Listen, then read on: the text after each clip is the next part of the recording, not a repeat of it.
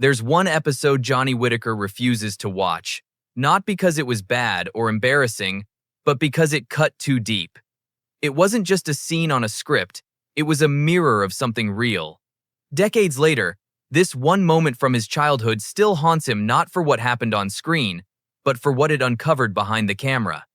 What could possibly happen in a 60s family sitcom that still brings pain after all these years? The answer is far more heartbreaking than anyone expected. Before he was haunted by a single episode, Johnny Whitaker was living every kid's dream, or so it seemed. With a mop of fiery red hair, a disarming smile, and a screen presence you couldn't ignore, Johnny didn't just appear on television, he owned it. Born in 1959 as the fifth of 8 children, he was just 3 years old when he first stepped in front of a camera.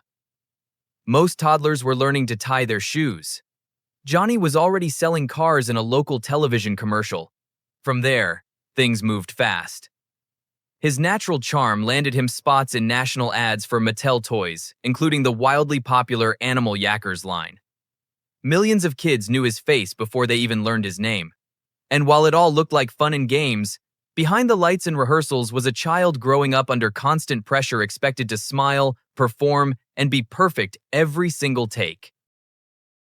By the time he turned 6, Johnny Whitaker wasn't just a commercial kid anymore, he was starring in one of the biggest television shows of the late 60s, Family Affair. When Brian Keith, the show's lead, saw Johnny's performance in The Russians Are Coming, he didn't just admire it, he insisted Johnny be cast as his on-screen nephew. That one recommendation launched Whitaker into living rooms across America. The show followed Uncle Bill, a wealthy bachelor suddenly responsible for raising 3 orphaned kids in a New York penthouse. Johnny played Jody, one of the youngest, wide-eyed, mischievous, and impossible not to love. His chemistry with co-star Anissa Jones, who played Buffy, was so natural that producers rewrote the script to make them twins. But while viewers saw a heartwarming sitcom about found family, Johnny was working long hours, memorizing lines, and carrying emotional scenes most adults would struggle with. And one particular storyline, seemingly innocent, would leave a mark so deep, he still avoids it to this day. While the audience saw a happy, freckle-faced kid lighting up the screen, behind the scenes, Johnny was carrying far more than most people knew. Between takes and costume changes, he was juggling demanding scripts, adult expectations, and the kind of emotional pressure no child should have to face. During breaks from Family Affair, he wasn't resting, he was filming guest roles on shows like Bonanza, Bewitched, and The Virginian, often diving into surprisingly heavy material. One week he was cracking jokes. The next, he was asked to cry on command or channel grief no child should have to understand.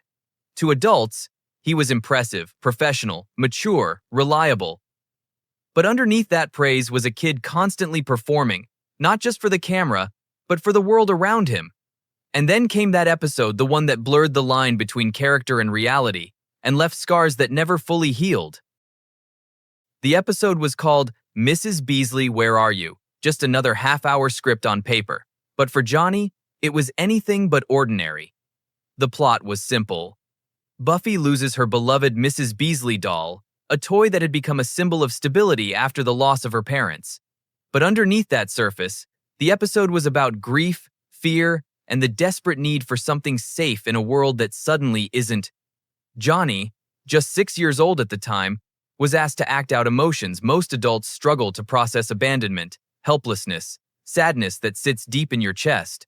And what viewers didn't know was that none of it felt like acting to him. In later interviews, Johnny admitted those tears were real. He wasn't performing, he was breaking, on camera. The fear, the sadness, it wasn't just part of the scene. It was his reality, bubbling to the surface in front of millions. And though the episode was praised for its emotional power, Johnny never looked at it the same way. Because for him, that wasn't just television. That was a 6-year-old boy unraveling under the weight of emotions no child should be asked to carry. Decades have passed, but Johnny Whitaker still refuses to revisit that one episode. Not out of embarrassment or critique, but because it hurts. He said that watching it now would feel like reopening a wound that never fully closed. The emotions captured in that episode weren't fiction, they were his own. Fear of loss, anxiety he couldn't name, pressure he didn't understand but felt every single day. Acting gave him fame, but it also asked him to expose a version of himself he wasn't ready to share, not even with himself. What made it worse was how convincing it all was. The tears, the heartbreak. Fans called it brilliant acting. But Johnny knew the truth. That pain was real. And once the camera stopped rolling, there was no one asking if he was okay, only if he was ready for the next scene. He's called that episode a capsule of pain, a moment in time that froze every unspoken fear and forced him to relive it again and again, and that's why he avoids it. Not because it reminds him of a script, but because it reminds him of a time when he felt small, overwhelmed, and completely alone. If that episode had left a mark, what happened years later carved a scar Johnny would never forget. In 1976, Anissa Jones, the actress who played Buffy and Johnny's on-screen twin, passed away suddenly at just 18 years old. It shocked fans everywhere, but for Johnny, it wasn't just a tragedy. It was personal. Anissa wasn't just a co-star. She was his closest companion on set, someone who understood the pressure, the fame, the isolation. They had spent years playing siblings, growing up side by side under the spotlight. Her loss wasn't just devastating, it turned that one painful episode into something unbearable. Because when Johnny thinks back to Mrs. Beasley, Where Are You?, he doesn't just remember the script or the tears. He remembers her. Their scenes together. Their shared innocence. Their bond as two kids trying to make sense of a world that treated them like professionals before they were even teenagers. And now, that episode serves as a haunting reminder not just of what he felt back then, but of what he lost forever. After Family Affair ended, Johnny Whitaker's face slowly disappeared from the screen, but not because he lost his talent. He chose to step back. The spotlight that once brought him fame had also brought pressure, grief, and emotional exhaustion. And behind the scenes, Johnny began trying to build a life outside of Hollywood. He worked as a computer consultant for CBS, joined his sister's talent agency, and even managed other former child stars, including Dana Plato from Different Strokes, who faced her own public struggles. Johnny wasn't just trying to survive, he was trying to help others avoid the pain he once lived through. In 1999, he was honored with a Lifetime Achievement Award for former child stars. A moment of public recognition, but also a quiet acknowledgement of the emotional journey few ever saw. Because while fans celebrated the boy on screen, Johnny had spent years confronting the cost of that early fame. And no matter how far he moved from it, one thing never changed. He still couldn't bring himself to watch that single episode. Not then. Not now.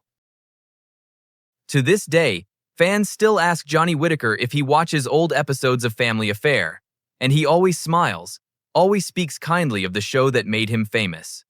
But when it comes to that one episode, Mrs. Beasley, Where Are You?, his answer is always the same, never again. Not because it was poorly written, not because he regrets the performance, but because for him, it's not just television. It's a snapshot of a little boy carrying heartbreak he couldn't explain. A boy grieving something he didn't fully understand then, or even now. That episode captured more than a moment. It exposed the hidden cost of childhood fame, the emotional weight of pretending everything was fine when it wasn't. And for Johnny, refusing to revisit it isn't weakness. It's strength. It's choosing peace over pain. Because sometimes, the hardest stories aren't the ones we tell, they're the ones we quietly carry.